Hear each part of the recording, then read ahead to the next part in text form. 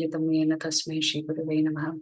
Shri Chaitanya Manobhishtam Sthapitam Yena Bhutale Swayam Rupah Kadamahyam Dadati Supadantikam. Vandeham Shri Guruhu Shri Yuta Padakamalam Shri Gurum Vaishnavamscha Shri Rupam Sagrajatam Sahagana Raghunatham Yatam Tam Sajivam Sadvaitam Savadutam Parirana Sektam Krishna Chaitanya Devam Shri Radha Krishna Padam Sahagana Lalita Shri Vishakanitamscha. He Krishna Karuna Sindhu Dina Bandhu Jagatpate Gopesha Gopika Kanta Radha Kanta Namostute Tapta Kanchana Gaurangi Radhe Vrindavaneshwari Vrishabhanu Sute Devi Pranamami Haripe Vancha Kalpadarupyascha Kripa Sindhu Eva Chapatitanam Bhavanimyo Vaishnavibhyo Namo Vishnupadaya Krishna Prishtaya Bhutale Srimate Bhaktivedanta Swaminiti Namni Namaste Saraswati Devi Gauravani Pracharini Nirvishesha Shunyavadi Paschyata Deshtani. Jai Shri Krishna Chaitanya Prabhu Nityananda Shri Advaita Gadadhara Shri Vasadi Gaur Bhakta Vrinda. Hare Krishna Krishna Krishna Hare Hare Hare Rama Rama Rama Hare. Mukam Karoti Vachalam Pangam Bandhayate Giram Yat Kripatamaham Vande Shri Gurum Dinatarinam Paramananda Madhavam Shri Chaitanya Ishwaram. So Hare Krishna to everyone.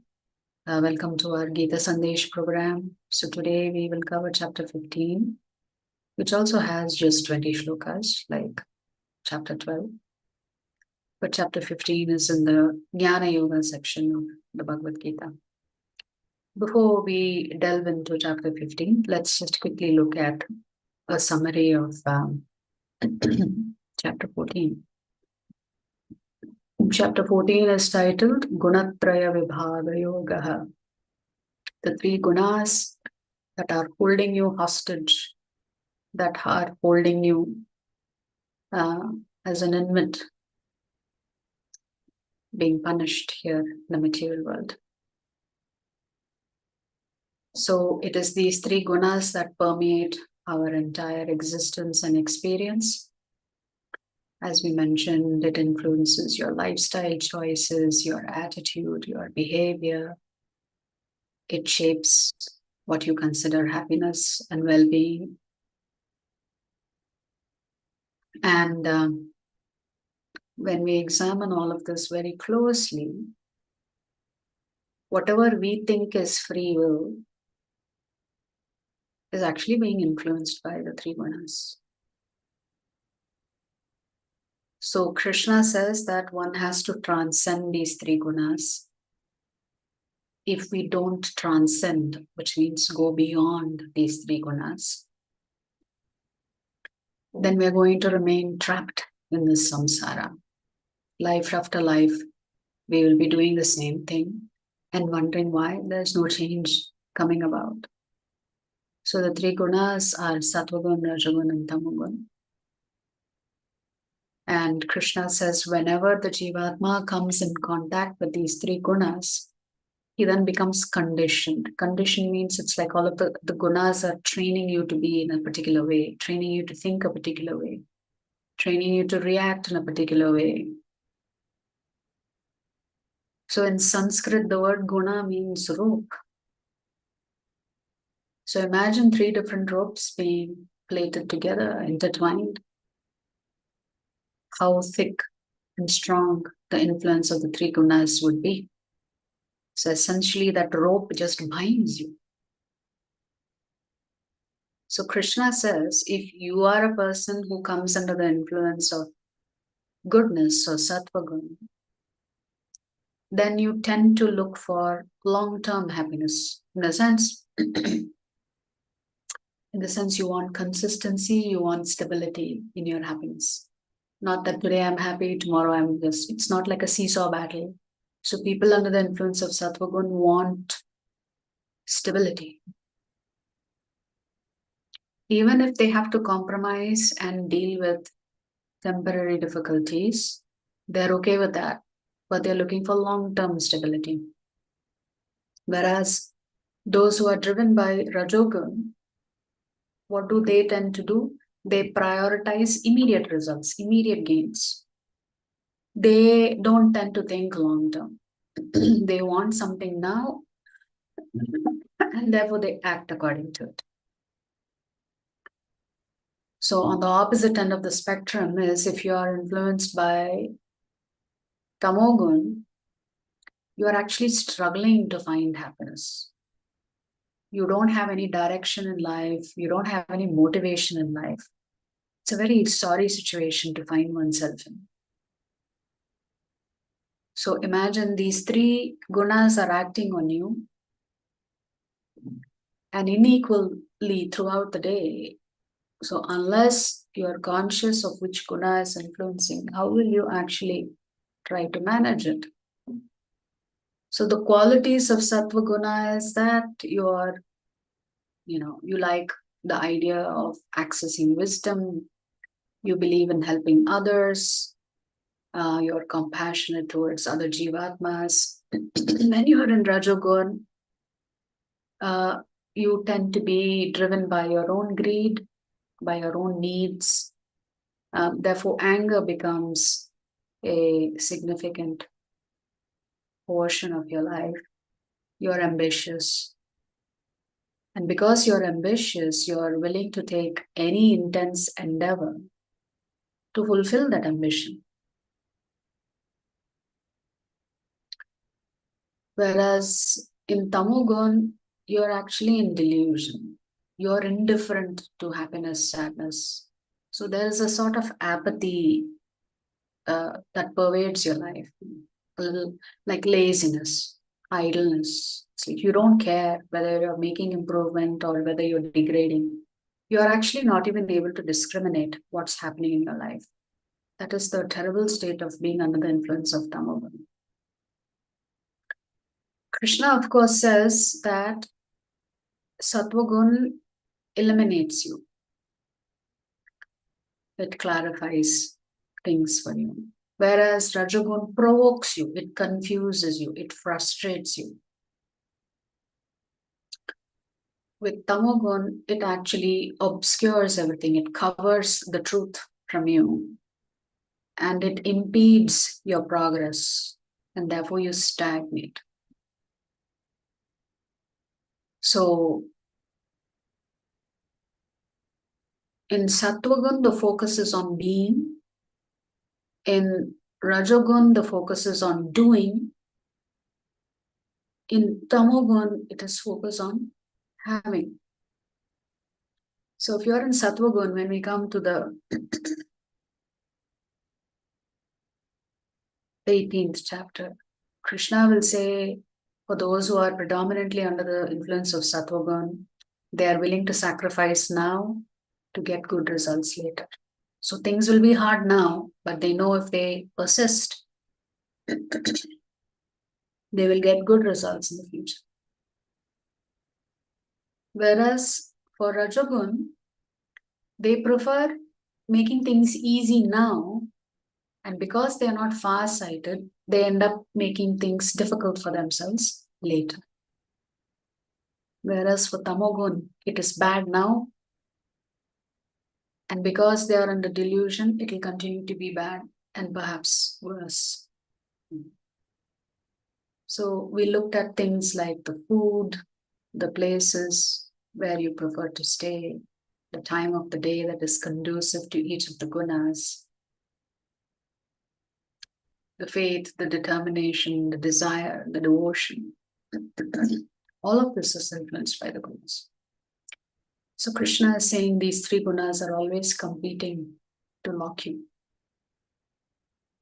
Just like three primary colors can be combined in different percentages to develop new shades and different shades.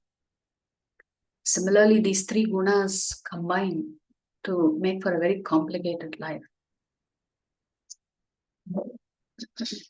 So Krishna is saying we have to be observant to recognize when which guna is actually trying to dominate us. So good habits are not easy to form because it requires patience to develop these good habits.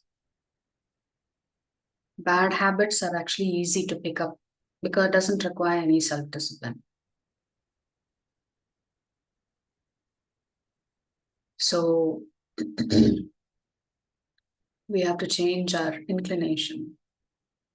If we change our inclination, then everything will be set right from there on. It creates a good foundation to practice spirituality. So if you're under the influence of Sattva Gun, you'll go to the heavenly planets. Rajogun, you'll stay in the earthly realm.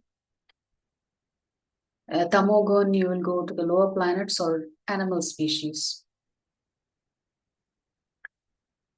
If you are under the influence of Tamogun, Krishna says in this chapter, you will worship ghosts and spirits, which of course will come up in the 17th chapter also. If you're under the influence of Rajagun, you prefer to worship powerful humans, like your cinema stars, or in the sense you venerate them, sports stars. So you believe in these false gods. Whereas if you are under the influence of Sattvagun, you have a tendency to worship the Devatas. Or you may also believe that the Lord does not have a form. We talked about foods.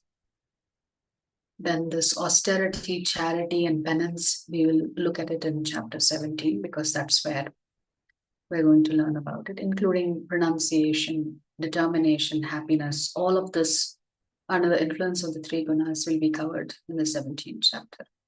So Krishna concludes the chapter by talking about how you can lead a pure life. And the way to lead a pure life, which is to be in the Shuddha Sattva state. And in the Shuddha Sattva state, you are also free of all karmic reactions. How do you get to the Shuddha Sattva state? You have to engage in Bhakti Yoga. That was the last shloka. And how do you draw inspiration? Because there are others who have gone before you who have done the same thing and have transcended the influence of the three gunas. And so Krishna says these great devotees, they're enjoying nectar even now in this life. They have not passed on into the spiritual world, but because of their inclination and their focus and determination on being connected to Krishna and engaging in bhakti, helps them experience that happiness even in this very difficult material world. So first Krishna encourages you to come to the platform of Sattvagun. Then Krishna will say, better than Sattvagun is Shuddha Sattvagun. So yesterday's theme question was, the wealthy have the most, or the wealthy need the least? The answer to that question is the difference between material wealth and spiritual wealth. Yeah, material wealth, you can say a wealthy, a billionaire has everything and more than he needs. But a spiritually wealthy person does not need anything at all, because he only needs Krishna in his life and he becomes wealthy. So it's the difference between looking at wealth as material or looking at wealth as spiritual. If your wealth is spiritual, then your wealth is your bhakti to Krishna. For that kind of bhakti, you really don't need any money. You don't need titles, you don't need accomplishments. You just need love for Krishna. So the more love you have for Krishna, then you are the richest person in the eyes of transcendentalists. So that brings us to chapter 15. So chapter 15 is called Purushottama Yoga. Who is this Purusha and why is he Uttama? Right. So let's look at the sections. So in these 20 shlokas, we begin with home or hotel, which is a better place for you to be. So Purushottama means the yoga of the Supreme Person. Krishna talks about the spiritual world. he talks about how he maintains everything. The material world, the spiritual world, the jivatmas, everything. The sum total of everything is maintained by Krishna. And in this chapter, we have the essence of the Vedas. In the 10th chapter, in 4 shlokas, we have the essence of the Bhagavad Gita.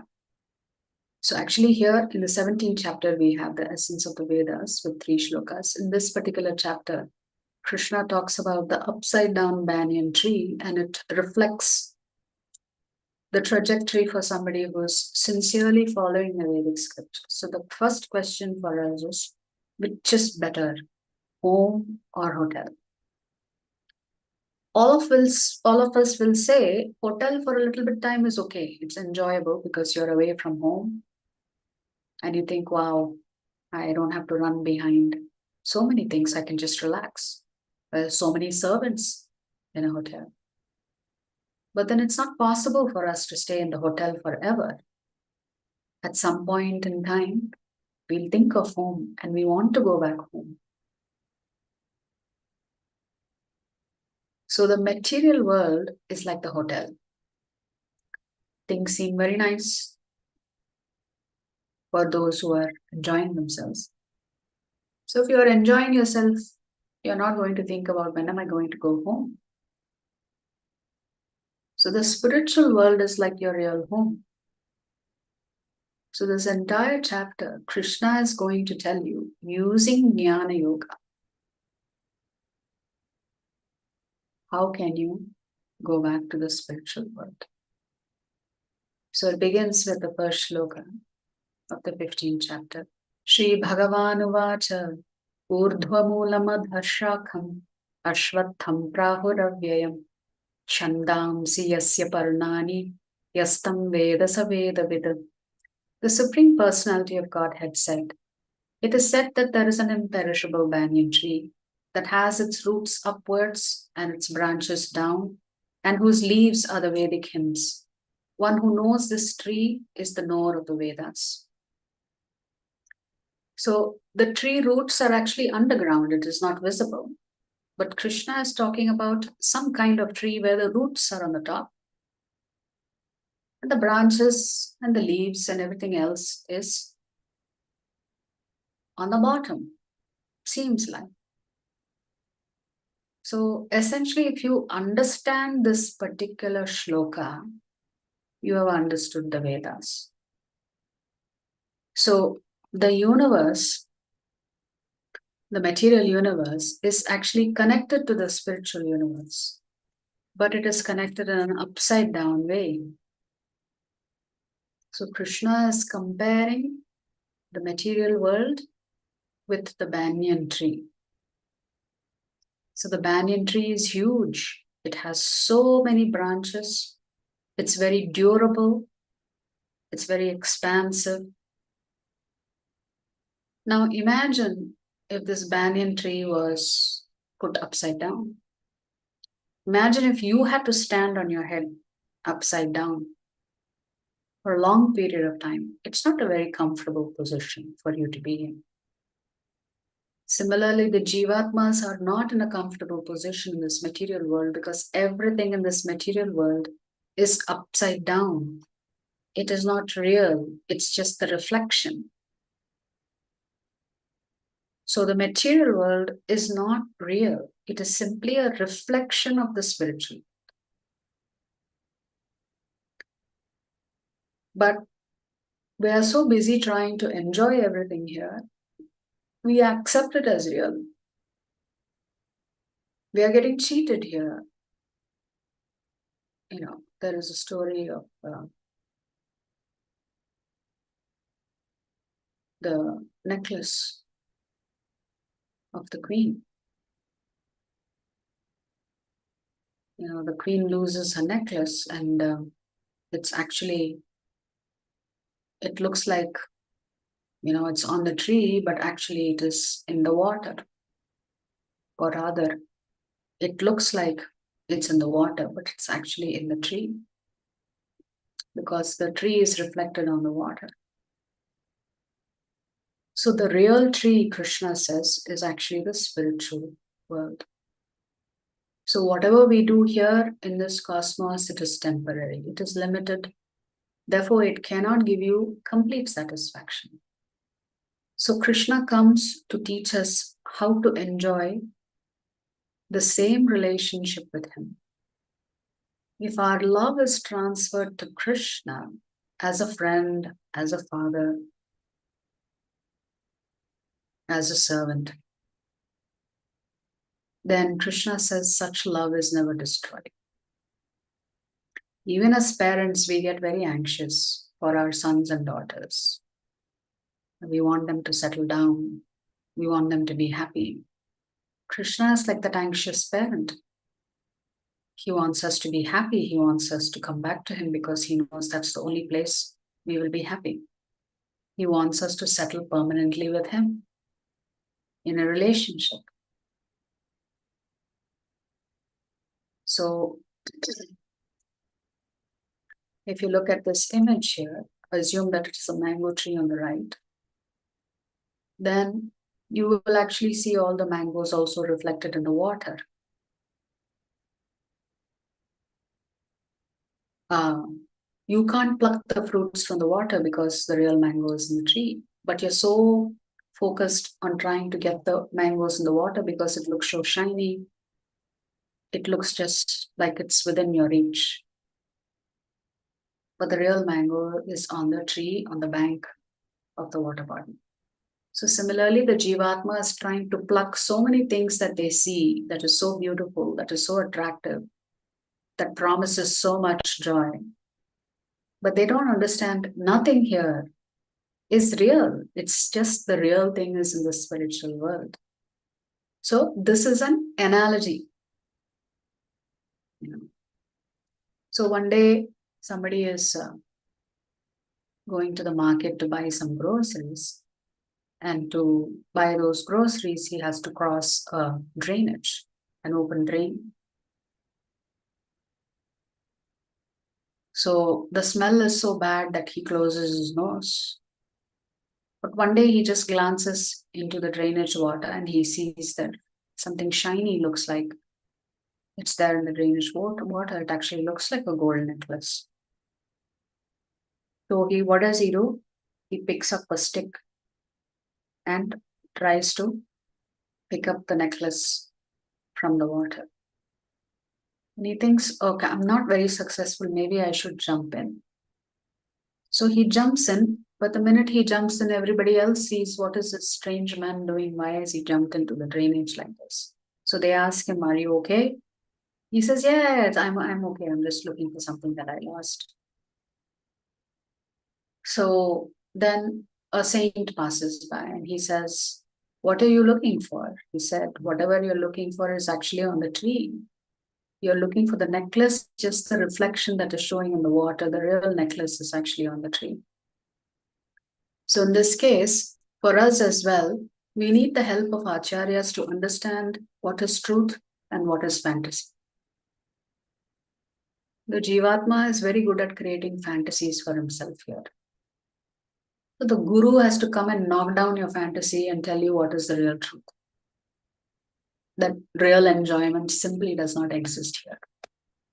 Real enjoyment is always going to be in the spiritual world with Krishna. But to have that real enjoyment, you first need to understand what is your real designation. So your real designation is that you are a servant. But the problem is we want to be owner, controller, enjoyer. We don't want to be a servant.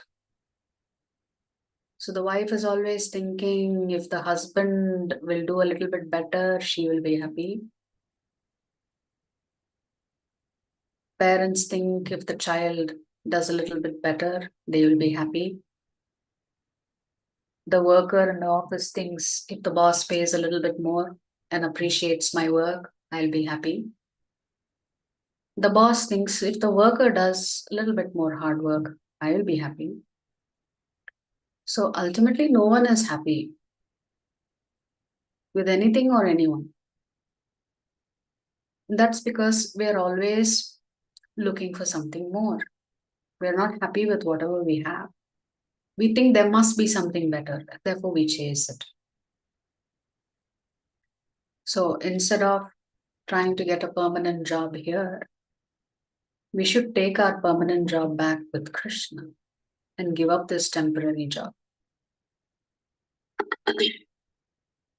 So just like if you have a pet dog, the dog is thinking, oh, my master is such a nice servant. He goes, fetches my ball. He cleans up after me. What a nice servant I have. And the master is thinking, what a nice servant I have in this dog. If I tell him go fetch the ball, he will go fetch it. If I tell him sit, he will sit. So both the dog and the master are thinking that they are the master and the other person is serving them. So that's our true nature. So the most important thing in this shloka is this reflection is not real. So what do? We have to rescue ourselves. Find out your real designation, that you are Atma. You are meant to serve the Lord. And better than that, you are meant to serve the servant of the servant of the servant of the Lord. So your desire should not be to dominate this world. Your desire should be to become subservient to Guru and Krishna. So in this section, Krishna talks about the difference between the spiritual world and the material world. First of all, the spiritual world occupies 1/4 of all the space that there is. And the material world is just, 3/4, and the material world is just 1/4 of everything. So this is actually the material world. There's just one universe. Like this, there are millions and trillions of universes in this cosmos. And this is a depiction of the spiritual world based on the Brahma Samhita. So in the spiritual world, it is said, everybody is always singing and dancing because they're so happy. Krishna says that without the sun and moon, life is not possible on this earth. And Krishna has arranged everything for us. So if there is no sun, there will be no vegetation. If there is no moon, there will be no juice and taste in the vegetables and fruits. So both the sun and the moon help us taste and feed ourselves. So, but the best place for us, Krishna says, is always going to be the spiritual world. Krishna says, na tad bhasayate suryah na shashanko na pavakah yat katva na nivartante tadhama paramam mama. That supreme abode of mine is not illumined by the sun or the moon, nor by fire or electricity. Those who reach it never return to this material world.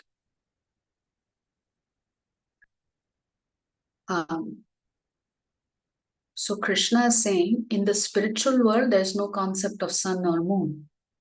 The whole spiritual world is lit up by the light that is coming naturally from Krishna's body. And Krishna is saying, if you reach the spiritual world, which he's saying it is my abode, it's my house, then you will not have to come back to this material. There's a description of the spiritual world written by Lord Brahma in the Brahma Samhita. Chinta mani prakara sadma sukalpa vriksha laksha vriteshu surabhir abhipalayantam Lakshmi sahasra shata sambrama sevyamanam Govindamadi purusham tamaham bhajami. Sahasra koti Lakshmis are there in the spiritual world. And they are all serving Lord Narayan. So when you hear such a beautiful description of the spiritual world, then you should ask yourself, why do I want to stay here? I want to go back. So the reason is that we're disconnected from Krishna. Therefore, we don't experience Krishna. So Krishna says, Mamaivamsho Jiva Loke. All the Jivatsmats belong to me. They actually got separated from me. So that means bhakti is not anything new. You've always had bhakti for Krishna. It's just you've forgotten. You've forgotten that you are the servant and that you're supposed to serve the Lord. So it's this disconnection from Krishna that is causing you to experience stress in this world. So once a king goes hunting and his son wants to come with him. And the father is very worried. He tells the son, it's better you stay back at home in the comforts of the palace, because forest life is not meant for little children. It can be quite dark and fearsome out there in the forests. But the son is very adamant. So finally the father says, okay, fine. You don't want to listen to me. What can I do? So come with me. So as the father is focused on his hunting trip, somehow or the other, the son gets lost. And the king does not want to leave and go back home without his son. He's so worried. He's so distressed. He wants to find his son. A huge search party comes, and no matter where all, they uncovered rocks and looked in the streams, but they could not find the son. So very reluctantly, the king goes back, always thinking of his son, wondering where is he, what is he doing, is he okay, is somebody taking care of him, has he perished, did he survive? So like this, 15 years passed by. The son was lost. But the father never forgot the son. He was always thinking about it. A visitor happens to go to the forest and he sees a very disheveled man wandering around like as if he was mad. And he asks this person, who are you? And the person says, I don't know. I've lived in this forest for many years. I don't know who I am. And so this visitor thinks this must be that lost son of the king who was never found. So the visitor tells him, your father is the king. Come with me, I will take you home. You can get cleaned up. You can have plenty of food, water, shelter. You'll have a very lovely life. So in this particular example, the king is Lord Krishna. And the visitor to the forest is the guru. The guru recognizes that this Jivatma is lost, and it is his duty to connect this lost Jivatma back with Krishna. Therefore, Guru holds your hand and leads you back to the spiritual world. That is the role of Guru. Here this words Krishna is saying, Shariram yadavapnoti yachapyutkramati shvaraha grihitvaitani sanyati vayurgandhani vashayat.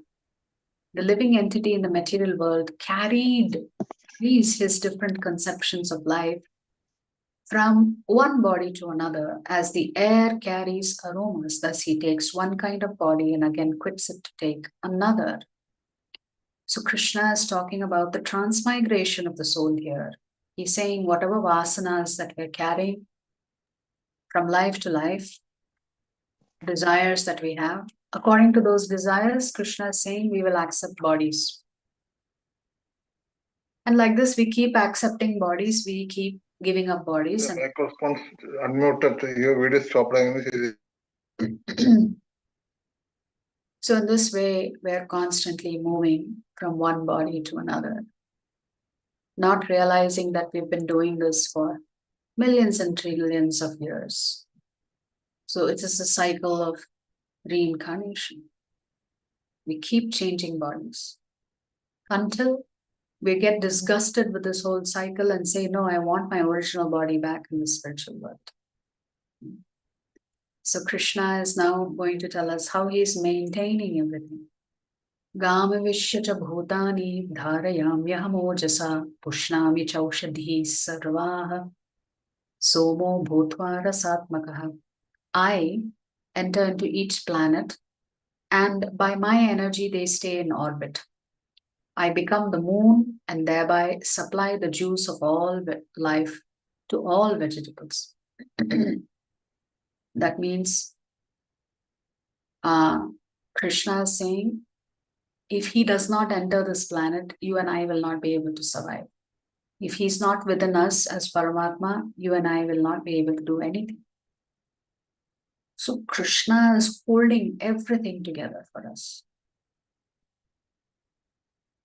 And you can see what role Krishna is playing, even in the material cosmos, even as simple thing that we think as rain. Krishna has preserved the ocean water with salt so that when it is evaporated, it forms clouds and then pours down saltless water. And in this way, the Jivatmas can always be taken care of. So every single thing has been designed by Krishna for your well-being. Even though you are in this jail cell, still he is supplying you with everything. Just think about it.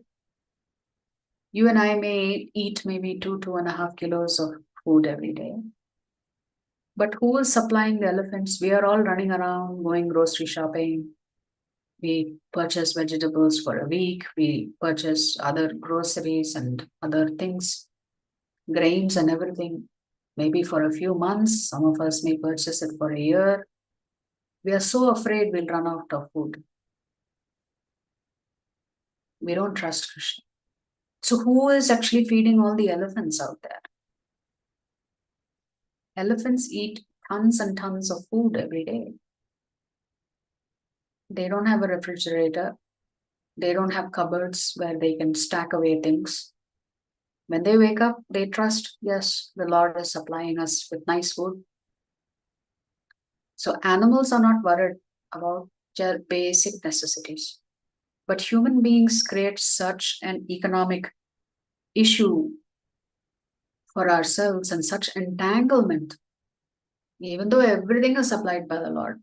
Easily, Prabhupada says we can get ample food without having to drive 3 hours to work one way and another 3 hours back. So much so you get home and you just collapse. You don't have any energy for your family, for yourself, nothing. And the cycle goes on every day. So Krishna is encouraging us to go beyond the basics, because Krishna is saying, I've already supplied everybody with basics. You don't have to worry about it. You don't hear about starvation in animal kingdom, right? Starvation, deaths, you hear about only in human beings. And we are supposed to be the most intelligent creature on this planet. So how is Krishna helping maintain everything? Yadaditya gatam tejaha, he is the light of the sun. Kama vishya cha bhutani, he maintains all the grahas, the planets. Pushnami chaushadhi sarva, he gives the juice for the vegetables. Aham vaishvanaro bhutva, he becomes the digestive fire inside your stomach. So Krishna is saying, if I don't supply that digestive fire, whatever you eat will never get processed. Pranapana samayukta pachamyannam. Not only that, not only the digestive fire, but the air that is necessary to help you digest your food. Krishna says even that That breathing capacity is also provided by me. So he's taking care of this universe. He's taking care of your body. So with this, Krishna is trying to tell you, don't you know you are so dependent on me for everything? And when we realize we are dependent on Krishna, then it should make us extremely grateful and at the same time humble that we are not actually doing anything. Krishna is taking care of everything so nicely. Yet we are so proud of our minute accomplishments. So when Krishna is saying, this is how I am taking care of you and of everything else, how can we not love Krishna for being so kind and compassionate to us? Not only that, Krishna also say is maintaining your body and soul. He is supplying you with everything. Sarvasya chaham hridi sannivishtaha matta smritirjnanam apohanam cha vedaischa sarvairahameva vedyaha vedanta kritveda videva chaham. Here Krishna is saying, I am seated in everyone's heart, and from me come memory, knowledge, and forgetfulness. How do you know how to chew your food? How do you know how to walk? There are certain memories Krishna is giving you that you carry from your previous life. So to learn how to crawl, how to walk, how to eat, how to chew food, how to evacuate, all of this memory and knowledge are being given to you by Krishna. In the same way, Krishna is also giving you forgetfulness. He does not want you to remember all the terrible things that you have engaged in your previous life, so that you can stay focused in this life, be positive, enthusiastic, determined to go back to him. So Krishna is saying memory, knowledge, and forgetfulness. Matta smritir jnanam apohanam cha. And then Krishna says, Vedaischa sarvair aham eva vedya. I am to be known by all the Vedas.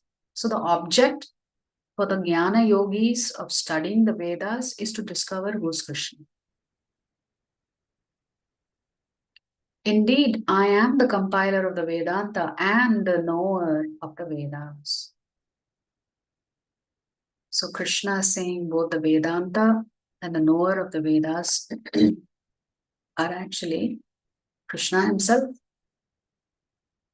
So Krishna is maintaining your body, Krishna is maintaining the universe, Krishna is maintaining your mind, Krishna is also maintaining the soul.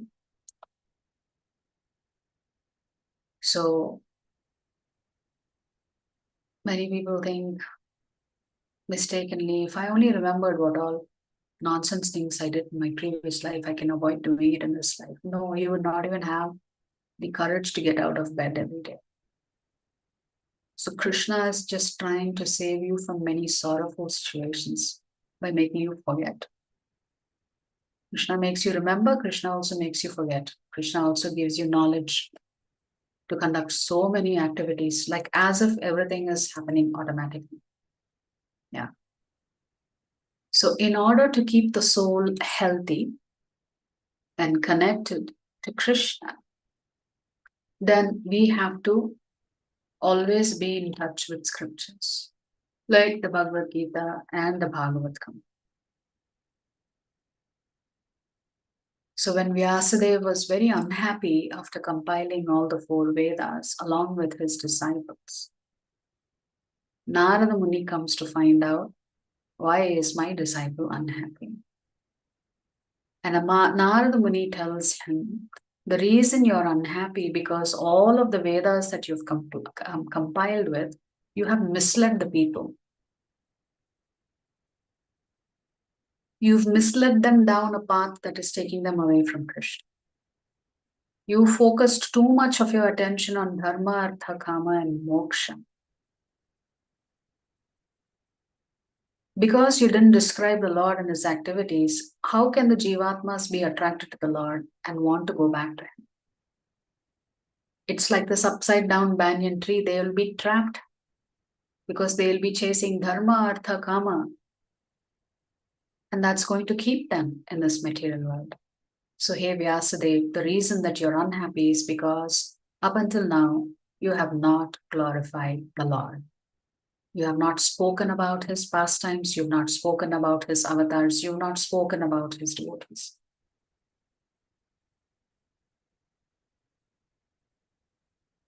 It's after receiving this instruction from Narada Muni, Vyasadeva compiles Srimad Bhagavatam. He writes about the glories of the Lord. And of course, the Lord is incomplete without his devotees. So wherever the Lord is, the devotee always has an association with the Lord. Therefore, Vyasadeva compiles Srimad Bhagavatam. So Krishna is the maintainer. He's taking care of everything. There's this nice shloka here in the 12th canto of Srimad Bhagavatam, 3rd chapter, 52nd verse. Krite yadhyayato Vishnum tretayam yajato makhaihi dwapare paricharyayam kalau tadhari kirtanat. Whatever result was obtained in Satya Yuga by meditating on Vishnu, in Treta Yuga by performing sacrifices, and in Dwapar Yuga by serving the Lord's lotus feet, can be obtained in Kali Yuga simply by chanting the Hare Krishna Mahamantra. So essentially, different yugas have different methods that you're supposed to practice to go back to the spiritual world. Chanting the holy names of the Lord is accessible in any yuga. However, in Kali Yuga, it is quite an easy process. So in Satya Yuga, you are supposed to engage in meditation, and meditation takes thousands of years to perfect. It is not something that you can do in 45-minute class every day. That's not real meditation. Similarly, in Treta Yuga, by doing yajnas, you can go back to the spiritual world. In Dwapar Yuga, by performing deity worship, you can go back to the spiritual world. But in Kali Yuga, we don't have the long life to do meditation. We don't have the ingredients pure enough to be offered to the sacrificial fire, nor do we have qualified brahmanas who are powerful enough to release you by performing yajna. Then Dwapar Yuga, which we are not too far from Dwapar Yuga, but in the future, temples may not exist. Therefore, the only option you will have is to actually use the temple that the Lord has constructed, to use your lips to chant the holy names of the Lord, Hare Krishna, Krishna Krishna, Hare Hare, Hare Rama, Rama Rama, Hare Hare. So you can go back to the spiritual world simply by chanting the holy names of the Lord in Kali Yuga. You don't have to try out any other process. This Shukadeva Goswami is telling Parikshit Maharaj in the 12th canto. I'm not telling you. Shukadeva Goswami is saying different yugas have different processes. That is why the Bhagavatam is being spoken to encourage the Kali Yuga Vasis to chant and go back home. Kalau tad Hari Kirtanat. You have to do Kirtan on Lord Hari. So the Trishloka Gita that I mentioned earlier is here in the 15th chapter, which is Shlokas 16, 17, and 18. It actually summarizes the entire Vedic scriptures because this is all about Jnana Yoga. Dvavimau purushau loke ksharas chakshara evacha ksharas sarvani bhutani kutastho kshara uchyate. So Krishna is going to summarize the essence of all Vedas in these 3 shlokas. First, he says there are 2 types of beings: fallible and infallible. Fallible means someone who makes mistakes. Infallible means someone who does not make any mistakes. And then Krishna says, in this material world, all Jivatmas are fallible, which means they've made a mistake and that's why they've come here. In the spiritual world, all Jivatmas are called infallible because they have never made a mistake, they have never left the spiritual world. So the essence of all Vedas are, some Jivatmas are eternally in the spiritual world. Some Jivatmas left the spiritual world because they committed a mistake and they've come here. So that's the first shloka. That means the Nitya Siddhas never exit the spiritual world. They are so in love with Krishna that they're always engaged in his service. Whereas those who left the spiritual world, they have fallen because they wanted to enjoy separately from Krishna. Then Krishna says, Uttamah Purushastvanyah Paramatmetyudahritaha Yo Lokatrayamavishya Bhibattavyaya Ishvaraha. Besides these two. So two sets of personalities, right? And the Nitya Siddhas, who are in the spiritual world, the Nitya Baddhas, who are trapped here in the material world. Besides these two, who else is there? There is the greatest living personality, the Supreme Soul, the imperishable Lord himself, who has entered the three worlds and is maintaining them. Besides that, Paramatma is that. So, and this Paramatma is maintaining everyone and everything. And the last of the Trishloke Gita, Yasmat Ksharamati Akshara Chottamaha Atosmi Loke Vedecha Pratitaf Purushottamaha. Because I am transcendental, beyond both the fallible and the infallible, and because I am the highest, I am celebrated in the world and in the Vedas as a supreme personality of Godhead. So the title for this chapter comes from the shloka, Pratitaf Purushottamaha. Krishna is saying, I am the only Purusha. Everything comes from me. And since everything comes from me, everybody understands who I am and they celebrate me. The Vedas glorify me, the great sages glorify me. So the fallible and the infallible, the Paramatma and the Supreme Lord Bhagavan Sri Krishna. In these three shlokas, it's the essence of all the Vedas. So you don't have to read Rig Veda, Yajur Veda, Sama Veda, nothing. You don't need to do anything. Just read these three shlokas, you've got the essence of the Vedas.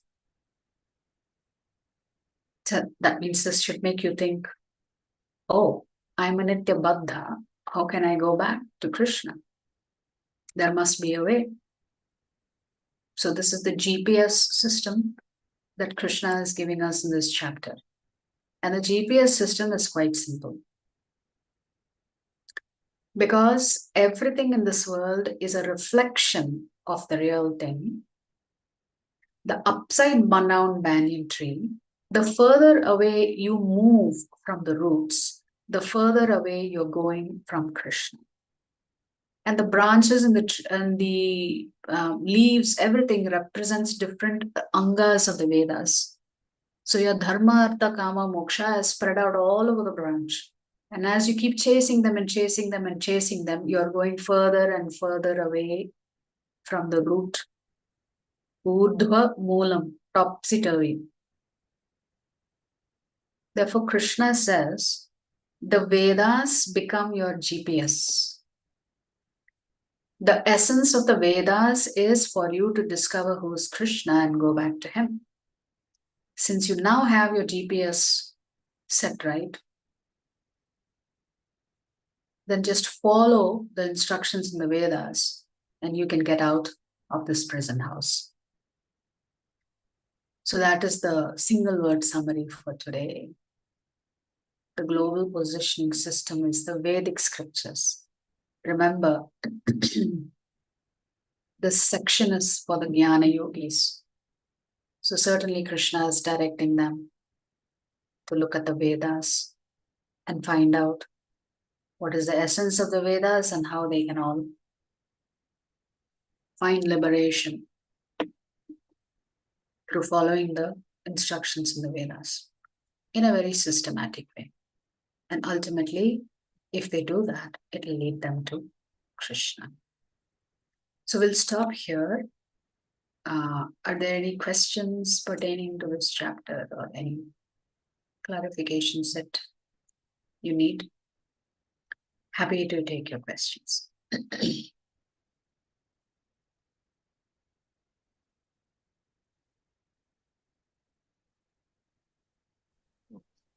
Mataji, Yes. Hare Krishna Mataji. Hare Krishna. Mataji, in the 14th chapter relevance, where is a God? Is it outside or inside? Like that one question recently posted, right? That one in this chapter it is covered, right? Sarvasya chaham hudisannivishto mattas smutir jnanam apohanam cha vedaischa sarvai rahameva vedyo vedanta krutvedascha videvacha. In that shloka, everyone hearts Krishna is seated like that. One statement is there. If Krishna himself is seated in the heart of every human being or every living entity, means why that all jivas and nirjivas are influenced by gunas, prakriti, as well as all types of nonsense things? Why they are subjugating to that thing? The Acharyas explained that it's because you've turned your face away from Krishna. And when you turn your face away from Krishna, then the only thing that you're facing is Maya. So Acharyas explained in Srimad Bhagavatam that Maya Devi is the backside of Krishna. So if you are turned away from Krishna, then certainly you are under the influence of Maya Devi. Therefore, you experience all of these things. And second question, Mataji. In Bhagavatam, you quoted one shloka, Krute yadhyayatmo Vishnum, Tretayam yajato mokain, something you mentioned. Yes. But in scriptures, I studied one shloka, Tretayam mantra shaktischa, Dwapare yuddha shaktischa, Jnana shakti krutau yuge, Sangha shakti kalau yuge. One shloka is there. In which scripture? I will refer and get back to you, Mataji. But I have in my memory. According to that shloka, in the age of Kali Yuga, means unity is the most important. But as per Krishna consciousness, in Kali Yuga, Hari Nama Sankirtana is enough to achieve all types of goals like that. Is there?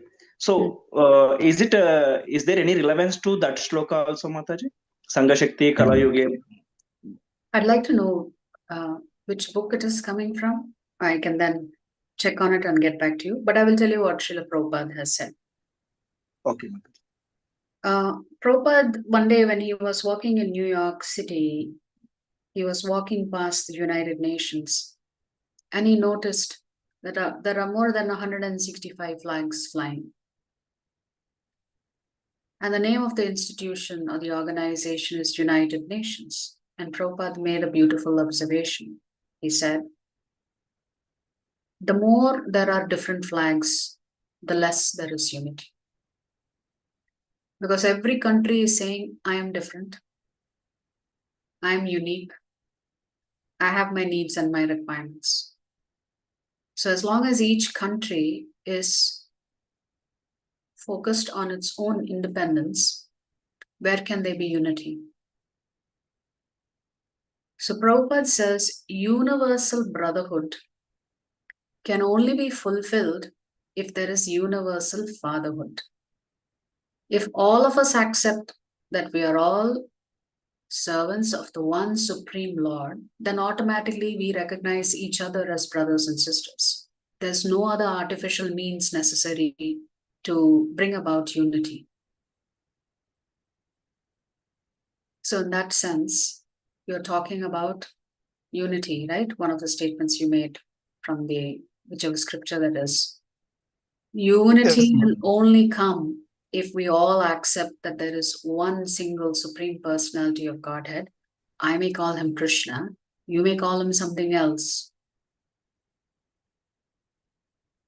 Now that we've understood that the Supreme Lord is one, we are all meant to serve him, then we will automatically cooperate with each other. Because our goal is the same, to serve the Lord.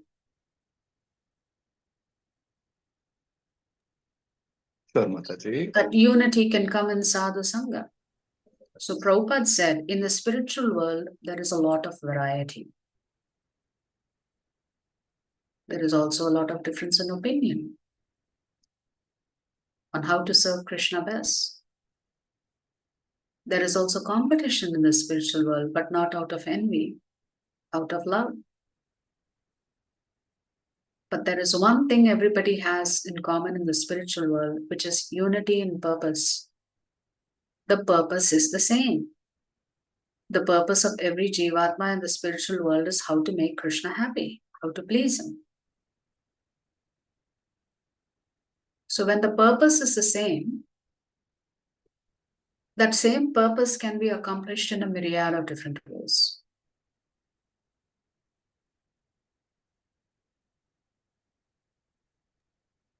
That's true, Mataji. But here, I really convinced with your answer. But while convincing others by stating this same, some people are fighting for first nation is important, our dharma is important. Without our nation, how the Hindu people means even Krishna has to be established, the temples need to be established. Means first of all, we have to protect our nation. The set of people has to be strong. Then only the entire universe will be stand our dharma like that. Some people will argue in such a situation. How can we defend them? How can we can convince them, Mataji? The statement has a huge element of truth to it. How do you defend anything that is worth defending? By practicing it. But what is happening in today's world is that we are only keen to make sure others practice it. Everybody makes a lot of noise. Oh, we have to protect our dharma, we have to protect Hindu culture. Yes, that's your responsibility. So if each of us accept that responsibility of protecting our culture, protecting our value system, protecting dharma as we know it, protecting Vedic life as we know it, then we are all chasing the same goal. So there's nothing untrue about that statement. Dharmam tu sakshat bhagavat pranitam. Dharma comes from the Lord. Dharma means being obedient to the laws of the Lord. So religion means to please the Lord by following his instruction. So if I follow the Lord's instruction and if you are following the Lord's instruction, are we not united in purpose? Yeah, correct, Mataji. In whatever shloka, same dharmadartha prabhavate, dharmat prabhavate sukham, dharmena labate sarvam, dharmasaram idam jagat. Your quote is similar to this one, Mataji. Means here in basically in our Bharat, so we have different mentality of people. So many gods are there, so many Bahudevata Aradhana is there. One quote is there, mm, Sarva Adharna Sviya Aradhana, means practice our own and respect to all. That concept is going on. But how can we move forward to everyone to follow the Krishna consciousness? Well, we have to practice it first so that we inspire others to practice it. I mean, what they say, practice what you preach. So we cannot preach until we ourselves are practicing it. And when others see that you are exhibiting all good qualities, and you have all good values, then certainly they should be inspired to follow in your footsteps. So Therefore, we talk about Vaishnava Sadachar. The way we behave, the way we conduct ourselves is very important, because others are observing, and they either will get repelled by what you're doing or they will get attracted by what you're doing. So Vaishnava etiquette becomes very important. Yes. Thank you, Mataji. Thanks for your sincere answers. I'm trying the best. I'm extremely sorry. Today morning, I can't able to join because of water issue. Tomorrow onwards, I will come. I stored today. I stored water. Tomorrow onwards, I'll join, Mataji. Thanks for your. I'll be very happy to see you in the morning. Thank you, Mataji. Dhanyawad. Okay. There's a question in the chat. Okay, what's this question? Oh, the $1 million question. Why did the Jivatmas get separated? Why did they leave the spiritual world? What made us move away from God? And what's the Mula Karana of the fallen soul? Envy of the Lord. Somehow or the other, we saw the Lord enjoying himself, receiving all respect, receiving so much love and affection. For a single millisecond, we thought, wouldn't it be nice if I could enjoy myself like Krishna? The minute that thought came in your mind, you did not have a place in the spiritual world anymore. Because you cannot have that thought. You cannot be envious of Krishna and be in the spiritual world. In the sense, you wanted to be the master. You wanted to know what it means to be the master.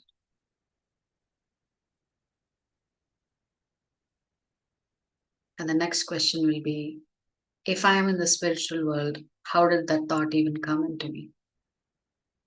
Because the spiritual world is pure. This question cannot be answered because Prabhupada says you go to Krishna and ask him, what did you do that caused you to get kicked out? Prabhupada says that's between you and Krishna. So you will not know until you go back. And I suspect that when you go back, that question will no longer be important. Because you've gone back to your original position. Yeah. So somebody asked Prabhupada, why did the Lord create this material world? And Prabhupada got very angry. He said, Krishna didn't create the material world, you created it. Meaning we are the cause. Krishna, which government wants to create jail cells and jails? The government would prefer that everybody be law-abiding citizens.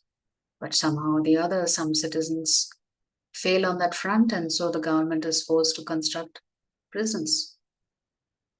So somehow or the other, some Jivatmas violated something in the spiritual world, and therefore the Lord had to create a material world. Therefore, Prabhupada says, Krishna didn't create the material world, you did. Meaning it was your desire to be separate from Krishna. Okay, if Paramatma is in our heart, why are we suffering? Well, Paramatma doesn't like to see you suffering. Krishna will never force you to love him. You have to fall in love with him on your own. So until you begin that journey, you will continue to suffer because you yourself don't want Paramatma in your life. So it's not that the automatic presence of Paramatma means everything will be perfect. Well, if everything is perfect in the material world because of the existence of Paramatma, then there would be no difference between the spiritual world and the material world. Paramatma actually exists only as long as the material world exists. There is no concept of Paramatma in the spiritual world.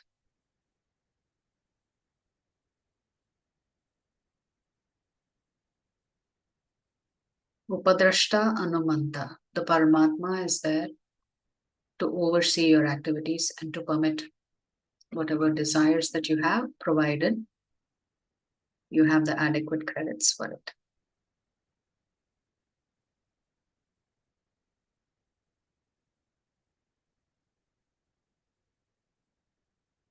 Okay. Hare Krishna.